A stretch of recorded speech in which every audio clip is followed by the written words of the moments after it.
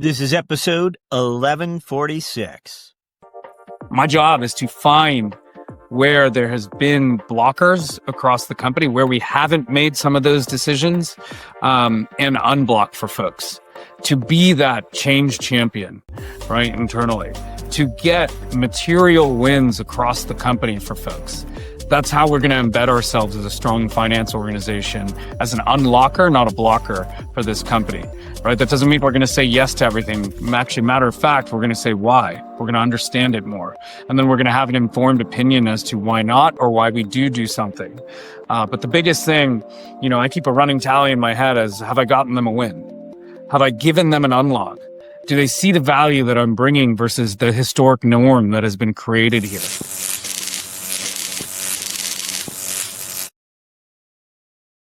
Every now and again, we have a CFO that returns to the podcast with a perspective that's shaped by a plot twist even they didn't see coming. When we last spoke with Aneal Vallurupalli, he was deep in the builder's journey, architecting teams, systems, and growing growth engines. Since then, he's experienced something rare, the whiplash of leading a major portion of a company through an acquisition, and then waking up the next day to a dramatically different role. What do moments like that teach a finance leader about identity, influence, and impact? And how do they prepare someone to step into an AI-era company moving at full velocity? That's what we'll explore today. Our talk with CFO Aneal Vallurupalli begins after this.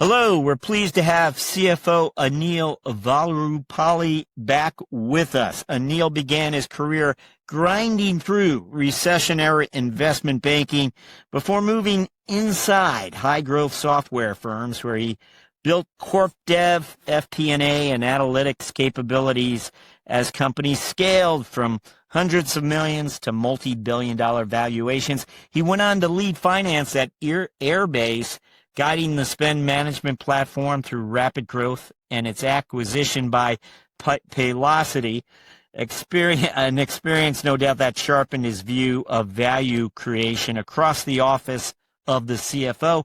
Today, as CFO of Drata, the AI native leader in trust management, Aneal is helping steer a fast-growing, globally expanding platform at the intersection of GRC, AI, and enterprise confidence.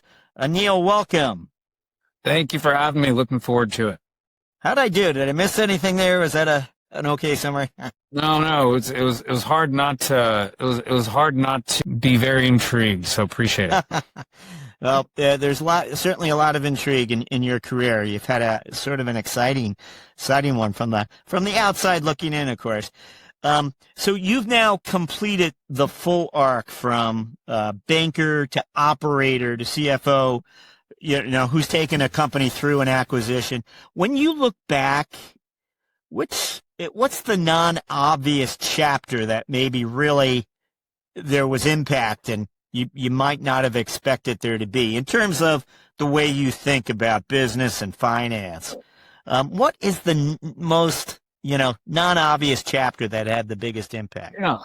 I think, Jack, last time we spoke, we had Airbase, the company I was at last, had not sold yet. And, I'd been a banker in a previous life for a few years and advised many companies through various transactions. And then from there, I moved on to a public company or newly public business that I helped advise go public.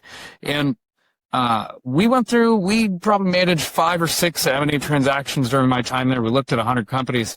And so, I had not seen the lens through being on the sell side yet. And the interesting piece at Airbase is by the time that business sold, about a third of the company to almost a half of the business was reporting to me, because I also led post-sales revenue for the company. That's onboarding, professional services, account management, customer success, the financial services revenue of the business. And every deal has a bit of a dynamic to it as to what the acquiring business would like to see with this new asset they purchased. And Paylocity's, by the way, they were a great acquirer, but Paylocity's strategy was that all these teams sitting underneath Aneal are going to report to their areas now within Paylocity. And so, call it a third to half of the company reporting to you, and then suddenly, day one after that transaction, I have my EA reporting to me, and that was it. So that was a journey that was an interesting feeling, going from you're running this acquisition, you're going 1,000 miles an hour, you're also still running the company because who knows what happens with the acquisition.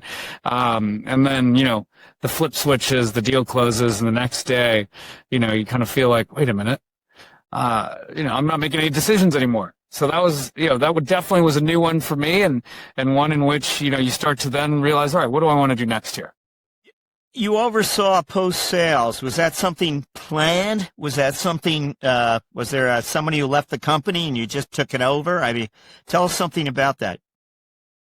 Yeah, and I think we can dig more into that later.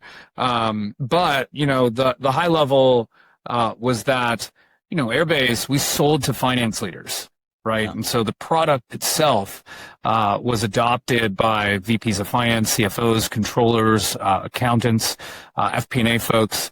And so at that business, I had a unique perspective into the product roadmap, right? Given that I was the ICP, I was the ideal customer profile. So that's, the first segue into it. And we can obviously chat more about that later.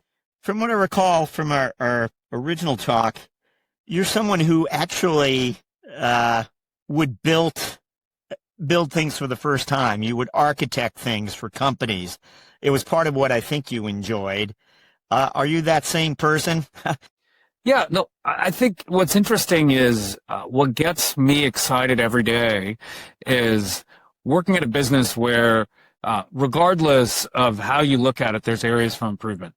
That, regardless of whether that's a $10 million, $50 million, $400 million business, a new fresh set of eyes coming in that is an operator mindset, willing to review and look at where are we doing well, what are the areas we have to improve in holistically throughout the company. That's what's interesting to me, and being able to understand those levers and those dials, and then prioritizing how do we turn those over time, right? Aligned to, what our CEO is thinking, aligned to what we as a leadership team are thinking in terms of ruthless prioritization, which dials we want to turn in what sequence. So that for me is the most fun. You, and again, it was funny, just about 20 minutes ago, I went back and I listened to a portion of our earlier discussion, and you put such emphasis on problem solving and sort of ruthless prioritization. These are things that you learned along the way. It was sort of what could set you apart. And I don't know if you want the emphasis, you still think of that. Maybe you were just stating something in an emphatic way. But I'm wondering if you can share a time, were you always that way, or is this something you acquired along the way? I think it probably stems, first of all, back to my days a long time ago being a tennis player, at a decently high level. And, there's only so many things you can work on at any given point to make yourself better, right? If you really want to make, call it, step function improvements in something. And so then you fast forward to investment banking. Investment banking further, creates that foundation of ruthless prioritization, because if you kind of got 20 things that just hit your desk and you need to have them done by 8 a.m. and it's 5 p.m. The day before, you literally only have a certain number of hours to pull the all-nighter and focus on that, the thing that you need to get done. And so I think that, what the fundamental drive to ruthlessly prioritize to me is I want to make sure every day we are using that day to do whatever possible to help the company and its highest likelihood. And when you actually step into a business, most companies, regardless of what folks will say, looking at a balance sheet, they don't have a money issue. They have a time issue. Time is our issue right now for any company, especially a high growth business, right? Because the market is there. We need to go after it. It's not, do we have enough cash to go after it? It's actually, do we have enough time that we're making sea change progress forward to go after it? We've talked to you about acquiring important skills, both for leadership, but also, finance expertise. But we wonder about your EQ as well. How did you mature your EQ trajectory, let's say, across your career? What's changed most from your early investment banking days as far as your EQ is concerned? In investment banking, right, first of all, every industry is very different, what it takes to be successful in that industry.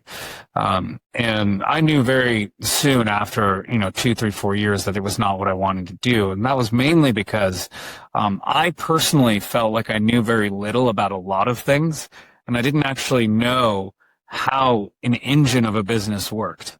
And for me, that felt a little disingenuous, right? Where we're trying to recommend what somebody should be doing with their business. Well, I myself had not run a company or made those trade-off decisions, right, within that financial model and operating model. And so, that was, number one. And then I think about what does it take then, to, as you think about, to make those impactful changes at a business, that was the most fun part once I got into a company and I started to really understand, what do all these functions actually do? What does everyone do across go-to-market, across R&D? How do all these things work together? And how has that been different? How is that different at this company? What's the context that we look this way? What are the historical decisions that led up till now? Because if we accept that people in general are making decisions for the best outcome of the business, I want to understand why we made that decision a year or two ago. And what I guess I've seen throughout the different places I've been, and I've pretty much worked for CEO founders throughout my entire career, is that I hope that, my ability to, first of all, coming from high growth businesses previously, helps the company I'm at currently see around the next 3 or 4 or 5 corners. And how can I be a de-risker of this business personally, in every way? And that kind of goes back to that ruthless prioritization, where if my pattern matching can help this company focus on what is the thing we really need to be doing to make progress, that's one way where we don't waste a day, right? And then waste a week or a month or 6 months. Well, we have some other career-related questions we'll be asking you, but let's find out about this new company, this new opportunity. Tell us about Drata. What is it? What was the opportunity you saw? What's exciting about this company today? It's actually kind of it's pretty it's pretty amazing to me how I, first of all, ended up here, because I actually met Adam about 4 years ago at a SaaStr exec offsite weekend. And for me, Drata, I think, was probably 5, 6, 7 months old at that point, had just raised a seed round. And as I spent time with Adam that weekend, we spent, material time together. I got to see he was such a good person, number one. And number two, I was like, wait a minute, I feel like I could work for him and we could have some fun together. And so I start from that lens first. Do I feel like the CFO founder and I can gel well? And because we're going to go through great times and we're going to go through tough times together. And do we feel like we can do this, as a team? And so that was number one, is that's how this leadership team is. So that was, foundational to me as to what I was looking for next. Number two was Airbase was actually a customer of Drata, and Drata a customer of Airbase. And so I had been familiar with the GRC space before. I'd actually been a Drata customer before, twice over. And so the value that the product was providing through automated compliance, continuous GRC, now vendor risk management, and our new trust center, and AI QA, and how do we automate with AI these vendor questionnaires we receive? It's quantifiable. And for me, that was so important. How do I go to a business that is going after a massive market that has definitive value we can quantify, and that has clear product market pull? not just fit, but just massive product market pull. So examples, right? We have Capital One, Toyota, Xerox, the NBA, Birkenstock, Okta. Wherever you look, the kind of logos this business had, it's very rare for a company that's 4 years old, and over $100 million of ARR within 4 years, to get for large businesses like that to trust you. So, just from a point of comparison, moving into this company, this transition, how did it compare to your earlier moves, your arrival at Airbase, your arrival going back in time at these other opportunities? It feels very much, we're a similar stage right now to a company called Guidewire that I joined. We were about a week post-IPO or 2 weeks post-IPO, I think, when I joined Guidewire, and that business was $100 million plus ARR, had just gone public, similar employee count as us right now. We're now well beyond 100, but, the point is that companies, think about it, 15 years ago, companies went public at 100. That was why people used to say $100 million, it's the mark, right? Now that number's probably changed materially, or not probably has changed materially. But our problems and the challenges and the opportunities we face are still similar at 100 million of ARR, as they were back then 15 years ago. We've got great product market fit. We've got strong pull. We're now doing, we're now having pull into new geos, EMEA. Very strong traction there. How do we think about addressing that efficiently? We now are multi-product as a business. How do we do that effectively as a company? And so I would say that is the most common thing, versus when you go to a smaller company, you're like, how do I find that product market fit? How do I ensure I stay having product market fit? How do I juice the most out of this first product or platform? So the questions are different, but there's still, you go about, deducing, root causing, call it, how to make that business better similarly. Just to quickly touch on expansion with you, and I saw a press release, I think Drata is expanding its global footprint, including in APAC, a push in Sydney, there's a data center, a regional team. How are you framing your investment thesis and payback horizon around the expansion? Yeah. Well, for me, when you look at certain metrics, do the metrics feel like you're pushing a refrigerator up a hill or not? Right? And so you start to look at average rep attainment. You start to look at velocity of deals being done. You look at ACVs and deal values increasing over time.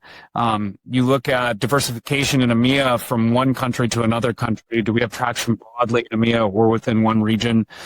These are all indicators of, are we ready, and is that region hungry for more of us to be there in terms of more A's, more support, et cetera? And so that's what you kind of see when you hit the green light and you go further. And I think that is number one. What's most attractive to me about Drata is that not only are we pushing enterprise and now being fully adopted by massive enterprises across the world, but we're being pulled into regions by large enterprises that are hungry for this product, especially if you think about highly regulated environments like the EU. So tell us something about your finance organization and whether you're prioritizing maybe a little different now, again, than you had in the past as a finance leader, in terms of the number of people who are part of that organization, in terms of how large perhaps your FP&A organization is. What would you share with us? Look, stepping into any company, you want to understand where do we have strengths and weaknesses, not just within my organization, but across the company. My job is to find those strengths and weaknesses, and to understand the risks and how do we de-risk them over time. And so when you look at your own organization, you want to understand, where do I have a superpower? Where do I not have superpowers? And how do I fill them for my weaknesses? And do we have those people here currently? And Drata has done a phenomenal job over the years, having a long-standing organization, whether it be, call it operations, FP&A or accounting and controllership there, where folks have been sticky. they've liked working here and they've done well. And that has been the nice thing stepping into the organization, that, the company's done a great job hiring. And, you only hope as a leader that you continue to make strides forward. But no doubt you step in an org, you see where do we have some weaknesses? How can we bring more strategic, decision making and finance decision making to the table? How can we show the company that, we now have, a new ace in the hole, and we suddenly now we can have this, partnership across the business as we make some of the most challenging decisions seem a little more clear. I want to touch on go-to-market with you. We're wondering, as a new CFO, what are the 2 to 3 metrics you're perhaps watching more closely to judge whether Drata's current go-to-market strategy is correctly calibrated for this next phase of growth that you're entering? Yeah. Look, for me, and I think a lot of folks will resonate with this as you try and assess, first of all, go-to-market velocity and efficiency. I think they're both, one and correlated. But there's a set of leading metrics you want to look at, and there's a set of lagging metrics, and call it a set of commercial lagging metrics, which are like bookings and ARR and whatnot. I want to work my way up the funnel to understand, is now the time? Do we have pull or not? So you're going to look at, win rates by segments. You're going to look at ACVs and call it ASPs by segment, velocity by segment, GRR and churn rate, and cross-sell and expansion by segment. And then further up the funnel from there, you're going to be looking at usage metrics and activity and call it value metrics to understand, are we building something consistently that folks are loving to use and they're adopting? And then you look at it in ratio to, are we extracting the relative value for that both sides feel like it's a win-win? So you've really just arrived there, right? I mean, we're within your first 90 days here, okay? And yeah. Today is the end of week 4. All right. But I will say it feels like I'm at the end of month 4. Yeah. Not week 4. We've made some great progress here in 4 weeks. Obviously still a lot more to go. But that's really a testament to Adam, the leadership team here, the folks in the finance team that have made this it's beyond feeling seamless. It literally feels like I'm, in the third quarter operating. All right. Well, you'll forgive me. Some of my questions, I was thinking 6 months, but no, then I, tell us something about the first 100 days that you think you got right here, in terms of prioritization and what you're making time for. Yeah, I think, number one, you step in, you try and understand where are the low-hanging fruits, where are the obvious decisions that we need to make based on historic pattern matching, while also understanding the existing circumstance of the company and context. We need to make those decisions. Any finance executive stepping in, you're being brought in to be an inflection point changer. And if you're not, then you'll very quickly become a back office administrative function. And that's not what we want. That's not the best thing for the company, right? To be putting resources towards that type of effort. And so, number one, make the quick decisions that are the obvious decisions based on historic pattern matching. 2, my job is to find where there has been blockers across the company, where we haven't made some of those decisions, and unblock for folks. To be that change champion, right, internally. To get material wins across the company for folks. That's how we're going to embed ourselves as a strong finance organization, as an unlocker, not a blocker for this company, right? That doesn't mean we're going to say yes to everything. Actually, matter of fact, we're going to say why. We're going to understand it more. And then we're going to have an informed opinion as to why not or why we do something. But the biggest thing, I keep a running tally in my head as, have I gotten them a win? Have I given them an unlock? Do they see the value that I'm bringing versus the historic norm that has been created here at the business? And so that's what makes it fun for me, and seeing where, number one, you're doing the right thing for the company, and you're unlocking different various orgs across the company to be a better version of themselves that day. Well, we want to touch on AI with you, of course. And again, given that you're so new, there's so much we can't get into.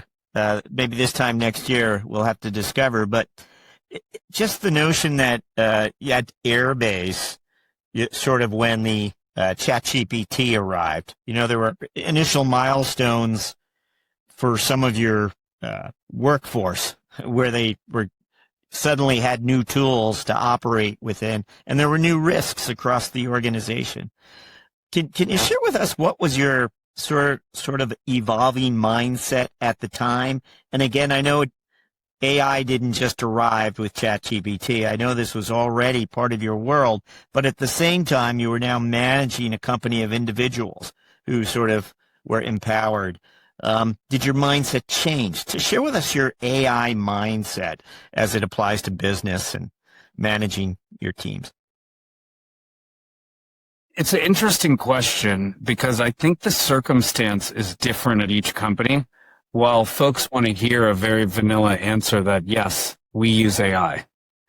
The nuance is there because how you leverage AI is really dependent on what's the type of go-to-market team you're building, right? Is it outbound versus inbound, right? Inbound probably leading more on inbound automation and AI tooling that can help that. Outbound and probably leaning more towards call scripting and how you can automate that and call it, your pitch, prep pitch work before you go ABM into account and then go pitch that business.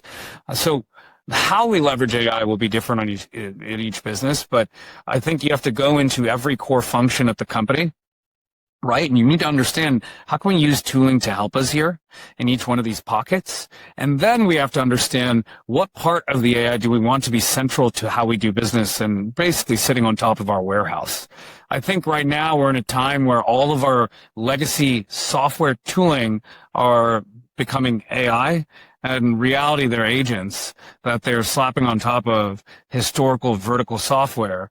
And then what they're doing is we're adopting all this AI agents, all these AI agents within your Gongs, your your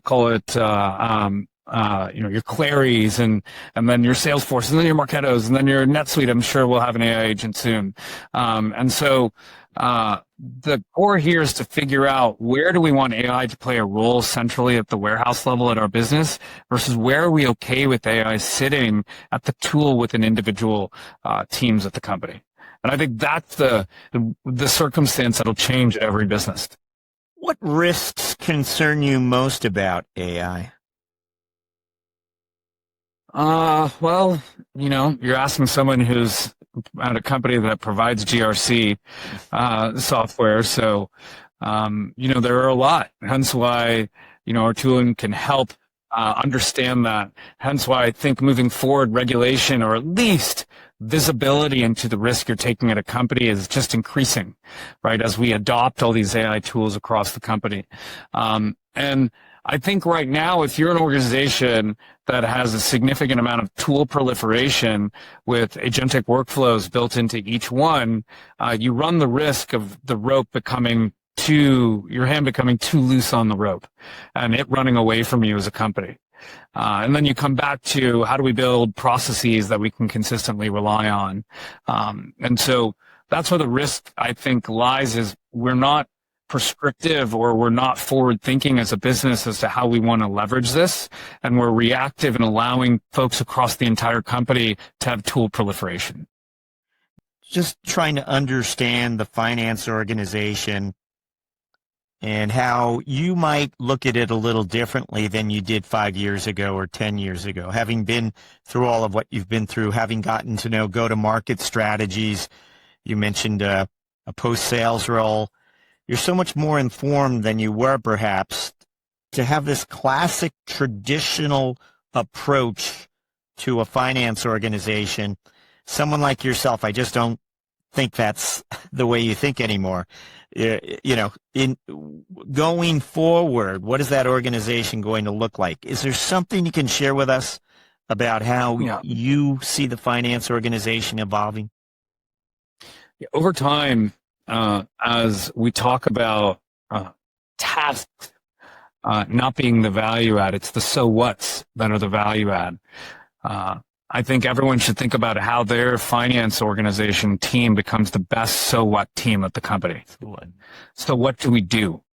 my focus area as you come in to any company is, are we an organization that thinks of the so what and provides that so what back to the business? Are we a partner to the company and a strategic mind to the company? And if we're not, then how do we go about impacting that? How can we go about ensuring that we are providing value on a consistent basis? That comes back to, do we have an opinion, as example, on the entire pipe gen model for the company? Historically, that may sit in marketing or in go-to-market ops or something, but do we have an opinion on that? Have we rebuilt our own version just to see, what are those assumptions we're using? And are there ways in which we can look at, call it conversion ratios or deal times, deal cycle times, or leveraging AI to speed up those deal cycle times, or first call conversion rates, through stages. And so the reason I bring that up is that in finance, you may report where you hit a number or you didn't hit a number.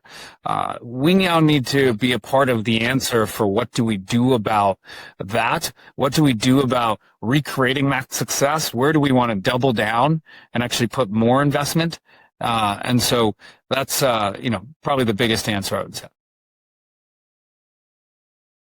Well, thank you, Aneal. Appreciate that. We are up to what we like to refer to as our finance strategic moment question, and this is where we just ask you to look back in time and share sort of a moment or a chapter in your as you built your career, something that set you apart, something that made you think a little differently. What would come to mind when we ask for a finance strategic moment? Look, as we talked earlier, and I mentioned that at Airbase, there came a point in time where I ended up leading all of existing revenue for the company. And, I did not come to the table asking to lead all of existing revenue. I merely started by trying understanding the why as to where we were on retention rates. And as I started to peel that layer of the onion back as to why we are, experiencing certain retention rate things or whatnot, it became clear that we could actually figure out the how and so what we do about it. As an example, it's one thing to go look at retention rate by segment, enterprise, mid-market, SMB. And then it's another thing to go look at, go listen to 200 gong calls and understand what actually happened on those calls. And then it's another thing, as you continue to cut the layer of onion down, that you start to understand the entire post-sale customer journey. So literally from the second someone signs a contract at that company, or prospect signs a contract, who does what? Not person, what role at the company does what until that customer sees their next renewal? How are we doing with onboarding? Maybe GRR or retention rate is actually an onboarding issue. We're not onboarding fast enough. Faster time to value. And so that's how, as you cut the layer of onion down, you can see if you have a natural curiosity, you will find you will eventually land on the so what. If you haven't landed on the so what yet, you haven't continued to dive down that rabbit hole to find, that next layer of onion to cut through, that next, call it, crumb to fall. And so it was through that lens that we found that whole list of so whats, which spanned from product, engineering, the type of CSMs and account managers we had, speed to time in terms of onboarding, leveraging AI to create QBR decks and all kinds of things. And so it was a holistic issue. And retention, I think most folks in finance need to really understand and appreciate that a commercial metric like retention is not ever a silver bullet issue. There's no one thing that fixes that materially. It is a systemic problem. And our job as finance leaders and operators really is to find the holistic solutions to that. Nice. Great. Thank you for that. We're going to move to what we like to refer to as the mentoring round. And we want you to think back to 2021 when you were just stepping into the CFO role at Airbase. And again, this was your first CFO chapter, really. You'd been a senior finance person. This was the first time you were entering the C-suite, I think. Correct me if I'm wrong. But if you could go back in time, you had been observing CFOs for a decade, up and close, and understood all their needs, pain points, quirks, whatever.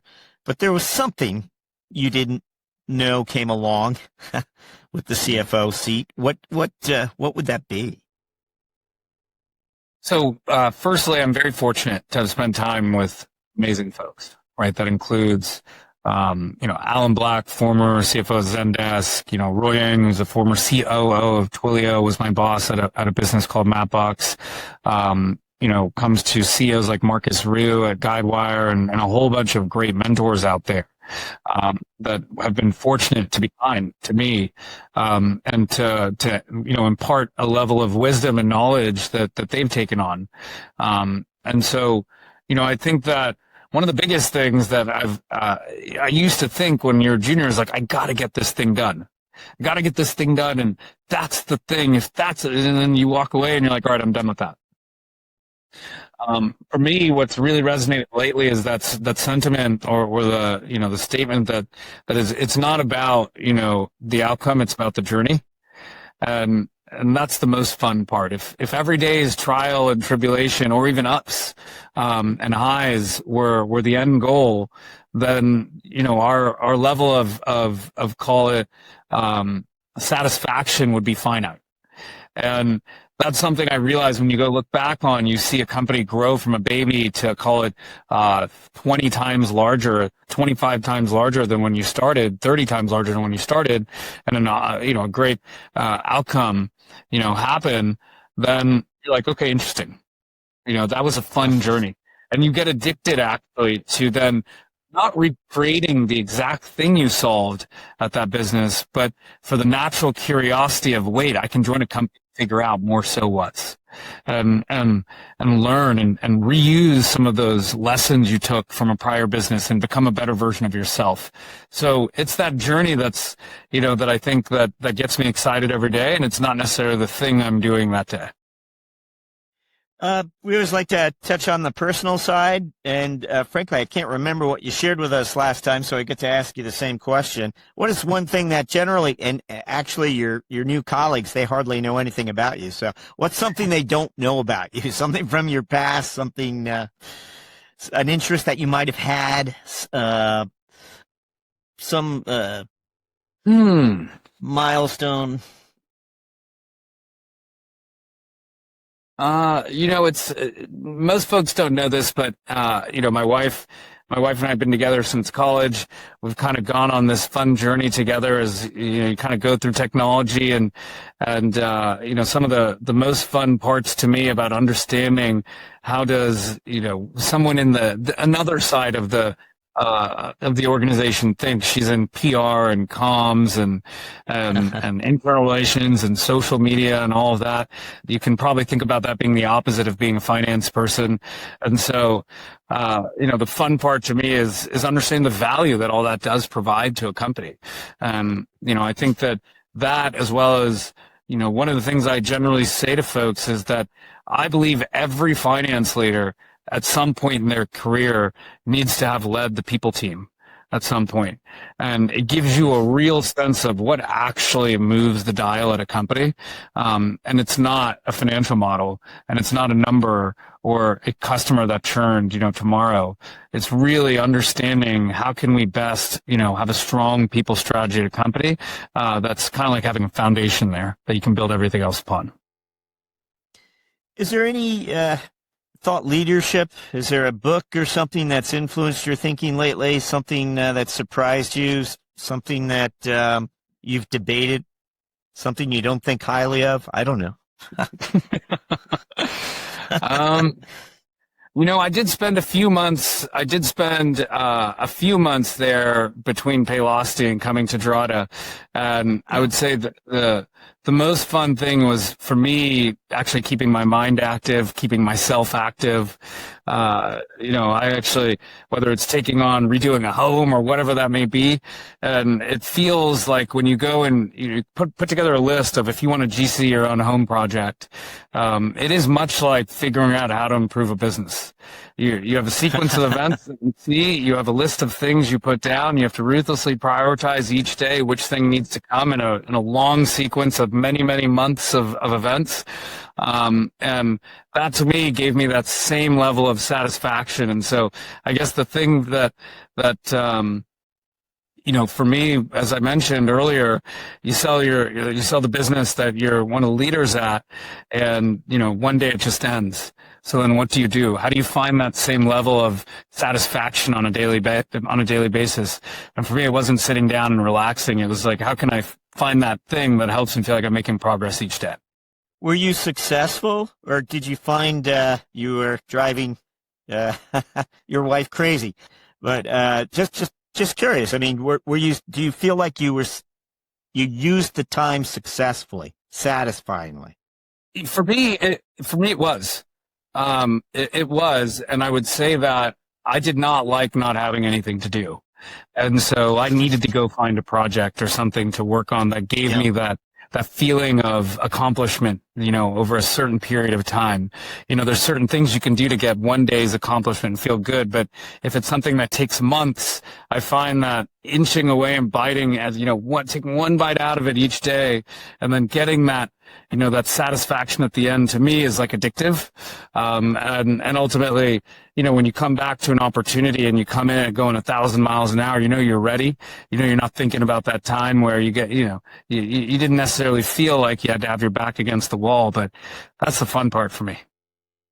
Did you give yourself a calendar? I mean, the Drata opportunity came forward very quickly. I mean, were you thinking, okay, I'll for the next year, I'll see what comes my way, or did you have a mindset in terms of how much time you thought you would have?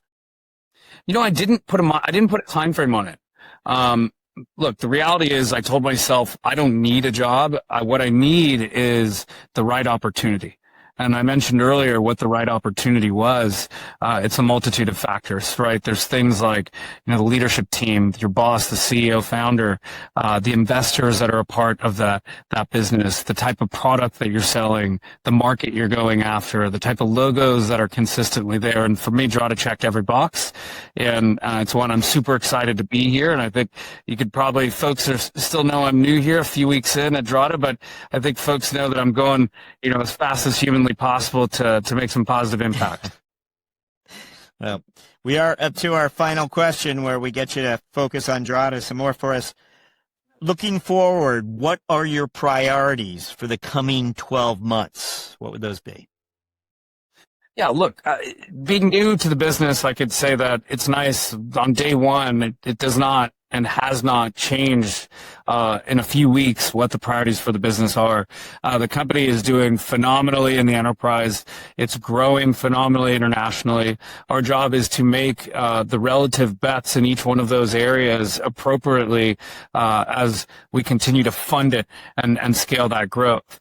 And so, it's one of those things where you kind of step in and you hang on to the reins and you make sure you got a hold of that rocket, and you hopefully can tweak and steer that business in the right direction as that rocket goes fast. So, 4 weeks in, nothing's changed on my perception or thoughts regarding that.